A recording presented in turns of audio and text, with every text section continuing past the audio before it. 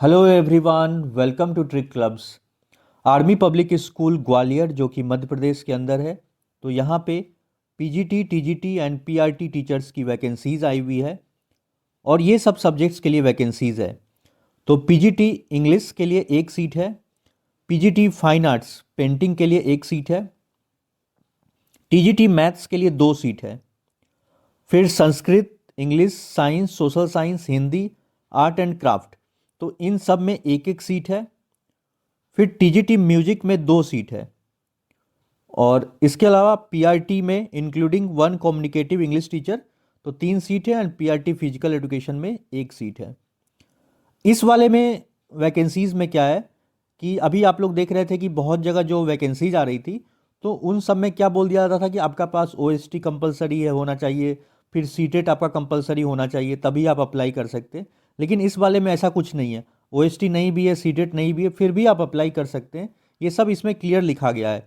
आप यहाँ पे देखिए सेकेंड नंबर पॉइंट में क्या बोल रहा है कि सीटेट या TET is not mandatory for appearing in online screening test. तो आप लोगों को पता है जो AWES के द्वारा OST कराया जाता है तो उसका OST कोई भी दे सकता है। तो उसमें क्या है कि ज़रूरी नहीं है कि आप सीटेट पास करिएगा, टेट पास करिएगा तभी इनका ऑनलाइन स्क्रीनिंग टेस्ट आप दे सकते हैं। कभी भी आप दे सकते हैं, सीटेट आपका क्लियर नहीं है। इसके अलावा आगे क्या लिखा है देखिए यहाँ पे, हाउएवर एप्लीकेबल सीटेट या टेट कंडक्टेड बाय सेंटर, ये स्टेट गवर्नमेंट, टेट जो होता है किसके द्वारा होता है, स्टेट के द्वारा होता है, हर स्टेट का अलग अलग टेट होता है, is mandatory at the time of appointment as TGT या पीआरटीज।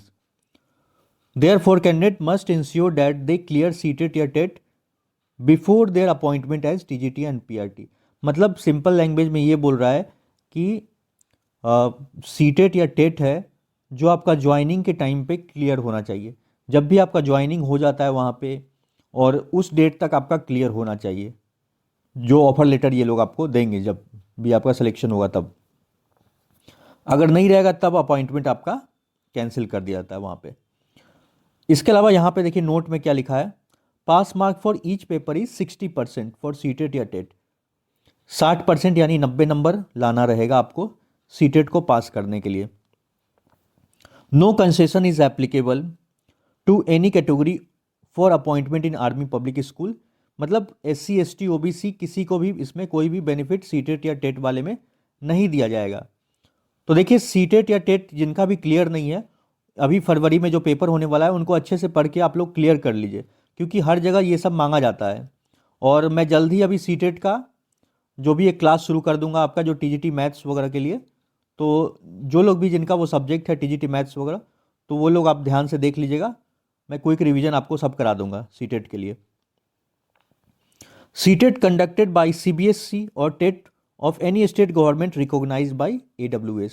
तो जो CBSE के द्वारा जो सीटेट कराया जाता है या किसी भी स्टेट का जो टेट है, अगर आप पास कर रखे हैं तो ये सब क्या है, किसके द्वारा रिकॉग्नाइज्ड है, मान्यता मिला हुआ है AWES army welfare education society का। Passing of paper 2 is applicable. तो अगर आप सीटेट का पेपर 2 क्लियर कर लेते हैं तो आप 6 से लेकर 10 तक के लिए आप एप्लीकेबल हैं पढ़ाने के लिए। तो पहले तो एक एप्लीकेशन फॉर्म को आपको फिल करना होगा।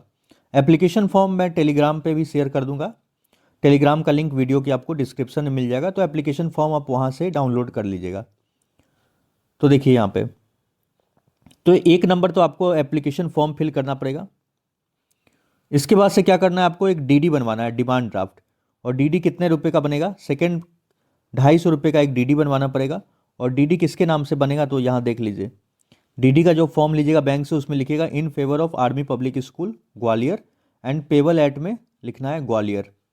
और इसके बाद से आपके जितने भी सेल्फ अटेस्टेड डॉक्यूमेंट्स चाहिए वहाँ पे, जिसमें आपका 10th से लेके सब रहेगा, जो सर्टिफिकेट होता है 10th 12 ग्रेजुएशन, पोस्ट ग्रेजुएशन, और फिर बीएड कर रखे हैं, फिर सीटेट है, OST है, जो भी आपके हैं सर्टिफिकेट है, आधार कार्ड हो गया, और ये सब सेमेस्टर वाइज मार्कशीट, इनके डिग्री, तो ये सब आपको भेजना रहेगा। इन सब का जीरोक्स करा के नीचे सेल्फ अटेस्टेड लिख के खुद का साइन कर लीजिएगा। और ये सब को आपको भेजना है कैसे, स्पीड पोस्ट से भेज सकते हैं, रजिस्टर्ड पोस्ट से भेज सकते हैं, और to to the school office या आप डायरेक्ट ग्वालियर में रहते हैं तो डायरेक्ट आप स्कूल जाके भी वहाँ पे जमा कर सकते हैं। तो तीनों ऑप्शन है, स्पीड पोस्ट, रजिस्टर्ड पोस्ट, या आप डायरेक्ट वहाँ जाके भी जमा कर सकते हैं। लास्ट डेट इसका जो सबमिट करने का है वो 3 फरवरी 2026 तक आपका फॉर्म वहाँ पे पहुँच जाना चाहिए। और ये सब तो वही लिखा है कि ईमेल के थ्रू हम नहीं एक्सेप्ट करते हैं, और कोई भी चीज़ आपका ईमेल के थ्रू हम नहीं एक्सेप्ट करेंगे। डिमांड ड्राफ्ट या educational can not be considered, clear लिखा हुआ है जो भी सर्टिफिकेट वगैरह भेजेगा। अब इसमें क्या होता है कि ज़रूरी नहीं है कि सभी लोगों को कॉल आ ही जाता है इंटरव्यू के लिए। क्लियर लिखा है only shortlisted candidate as per AWS SOP will be called for interview. तो जो लोग भी शॉर्टलिस्ट होंगे इसमें से, जो भी, उन्हीं लोग को फिर इंटरव्यू के लिए बुलाया जाता है। और यहाँ पे candidate must mention there contact number and email ID in the application form. और कोई भी आपको डाउट है तो इस नंबर पे भी आप पूछ सकते हैं स्कूल में कॉल करके। अब इसमें एज क्या चाहिए, तो एज होता है इसमें जैसे 40 साल तक जिनका भी एज है, बिलो 40 ईयर्स, तब आपसे कोई भी एक्सपीरियंस नहीं है, मतलब कहीं कोई भी एक्सपीरियंस नहीं मांगा जा रहा है। अगर एज आपकी 40 साल से कम है, कब तक? 1 अप्रैल 2026 तक 40 साल से कम है तो कोई एक्सपीरियंस नहीं।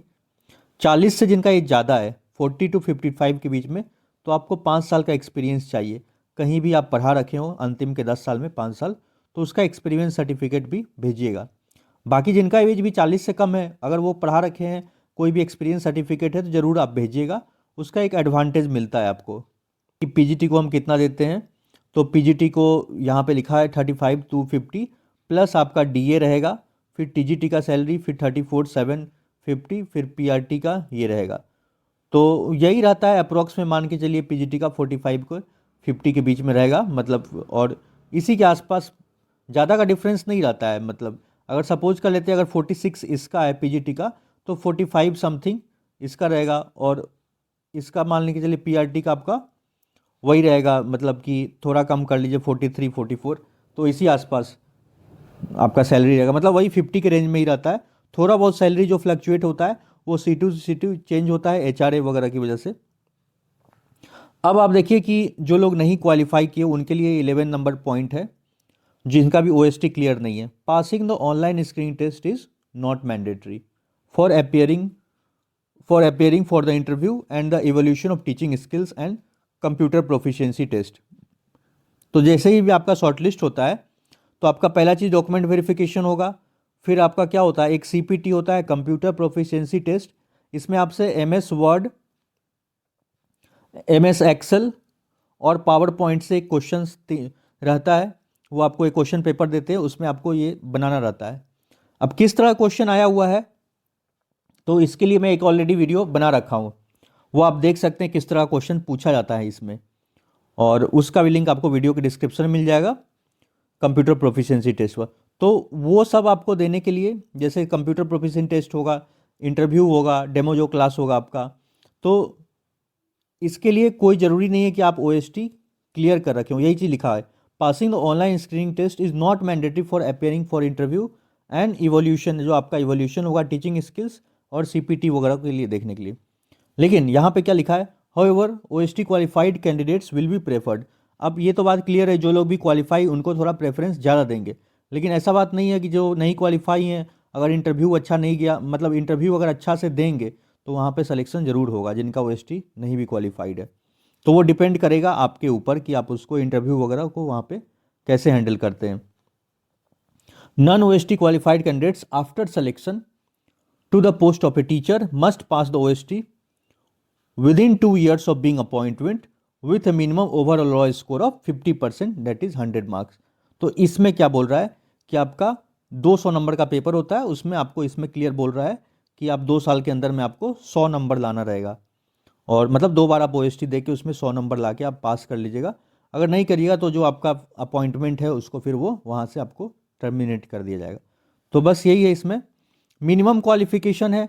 तो ये सब के बारे में आप लोग को पता है कि ज़्यादा कुछ ऐसा तो है नहीं, कि मैं बता भी रखा हूँ बहुत सारे में। PG वाले के लिए देखिए सिंपल सी बात है, पोस्ट ग्रेजुएट टीचर है तो PG कर रखे हैं उस सब्जेक्ट से, और B.Ed कर रखे हैं, और दोनों में आपके 50-50% नंबर होना चाहिए, यही चीज़ लिखा गया है। TGT में आप ग्रेजुएशन कर रखे हो और उसमें 50% और आपका बीएड में 50%। पीआरटी में क्या है, तो डीएलएड या बीएलएड जो होता है 2 साल का वो कर रखें, उसमें 50% नंबर हो, और यहाँ पे ग्रेजुएशन में भी आपके 50% नंबर हो। बाकी अगर जो बीएड वाले हैं तो यहाँ पे लिखा है teachers who were already in service, जो ऑलरेडी सर्विस में थे आरवी पब्लिक स्कूल्स में, एपीपीएस में, and those with a BEd degree and applied for bridge course in elementary education, तो वो लोग भी अप्लाई कर सकते हैं। मतलब होता क्या है कि जो बीएड वाले भी अप्लाई कर सकते हैं, लेकिन उसमें क्या होता है कि आपको 6 महीने का एक फिर ज्वाइनिंग के बाद एक ब्रिज कोर्स वहाँ पे करना पड़ता है। तो ये सब चीज़ें, और यहाँ पे सब चीज़ लिखा हुआ है कि और सब्जेक्ट वाइज स्पेसिफिक में क्या क्या मांग रहा है, तो इसको आप पढ़ लीजिएगा। सिंपल वही चीज़ सब बताया गया है कि आपके पास पीजीटी इंग्लिश के लिए है तो आप पीजी कर रखे हो मास्टर डिग्री इंग्लिश में, और फाइन आर्ट में है तो यहाँ पे फाइन आर्ट में आप मास्टर डिग्री, और बीएड और इक्विवेलेंट आपका 50%, और ये सब चीज़ें आपका। उसी तरह से टीजीटी है तो उसमें वही है, सब्जेक्ट कॉम्बिनेशन वगैरह भी आपका देख लीजिएगा, 50% नंबर, और कोई इनमें से कोई सा भी 2 सब्जेक्ट आपका टीजीटी मैथ्स के लिए अप्लाई कर रहे हैं तो math, physics, chemistry, economics, computer science, statics कुछ भी आप रखे हों, आप पढ़ रखे हों। टीजीटी संस्कृत में 3 साल आपका संस्कृत होना चाहिए, इंग्लिश में आपका 3 साल इंग्लिश होना चाहिए, और टीजीटी साइंस वाले के लिए bachelor degree in science with any 2 of the following subjects, तो आपका कोई 2 सब्जेक्ट रहा हो ग्रेजुएशन में, botany, zoology, chemistry and physics. और टीजीटी सोशल साइंस के लिए आपके पास इसमें क्या बोलता है, हिस्ट्री या ज्योग्राफी में से कोई एक सब्जेक्ट आप पढ़ रखे हो, उसके साथ कम्बिनेशन में कुछ भी लिया रखो, तो हिस्ट्री और ज्योग्राफी मस्ट है, तभी आप अप्लाई कीजिएगा, क्योंकि क्लियर लिखा है history, geography, economics and political of which one must either भी हिस्ट्री और ज्योग्राफी। टीजीटी हिंदी के लिए हिंदी 3 साल होना चाहिए। और देखिए टीजीटी वाले के लिए जो भी पोस्ट के लिए अप्लाई करिएगा तो उसमें बता ही दिया कि सीटेट मांगते हैं, तो सीटेट नहीं भी है तो इसमें लिखा ही है क्लियर, आप अप्लाई कर सकते हैं, लेकिन वही है कि आपके ज्वाइनिंग तक में आप, अगर आपका जो सीटेट का रिजल्ट आ जाएगा जो फरवरी वाला होने वाला है, तब आपका एलिजिबल हो सकते हैं वहाँ पे, और सीटेट या टेट का, या कोई भी स्टेट से आप टेस्ट पास किए हैं तो अप्लाई कर दीजिएगा। इनका एप्लीकेशन फॉर्म है और इसको कैसे भरना है इसके लिए मैं एक वीडियो भी बना रखा हूँ, तो वो भी आप देख सकते हैं। अगर फॉर्म भरने में कोई डाउट है तो वही वीडियो का लिंक मैं इसी वीडियो के डिस्क्रिप्शन में दे दूँगा, तो किसी भी फॉर्म भरने में आपको कुछ भी दिक्कत हो रहा है तो वहाँ से आपको समझ में एक आइडिया लग जाएगा कि फॉर्म कैसे भरना है। बाकी ये इनका ऑफिशियल वेबसाइट है armyschoolgwalior.edu.in, तो इस पर भी आप आके एप्लीकेशन फॉर्म को डाउनलोड कर सकते हैं। ऊपर टॉप राइट में आपको वैकेंसी दिख रहा है, इसी वैकेंसी पे आपको क्लिक करना है और नीचे आ जाइएगा यहाँ पे, तो देखिए यहाँ पे आपको ये सब एडवर्टीजमेंट दिया हुआ है और एप्लीकेशन फॉर टीचिंग, तो ये वाला जो फॉर्म है यहाँ से भी आप व्यू करके इसको डाउनलोड कर सकते हैं। न्यूज़पेपर एडवर्टीजमेंट है और वही general instructions and minimum qualifications for selection of teachers term based है। और बाकी मैं टेलीग्राम पे शेयर कर दे रहा हूँ, वहाँ से भी आप इसको डाउनलोड कर सकते हैं। और भी कोई डाउट है तो आप नीचे लिख के पूछ सकते हैं। सो मिलते हैं नेक्स्ट वीडियो में। Thank you for watching.